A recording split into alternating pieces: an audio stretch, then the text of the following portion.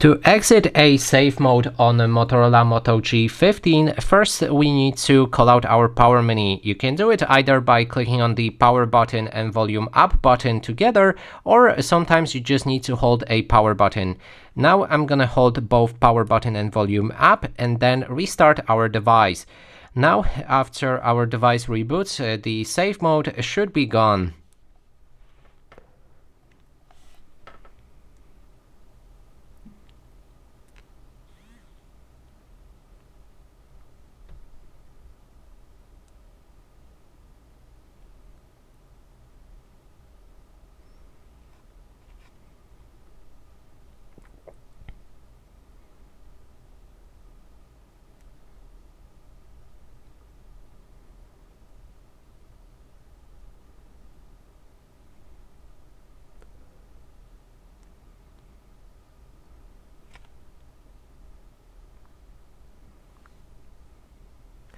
And as you can see, the safe mode is gone.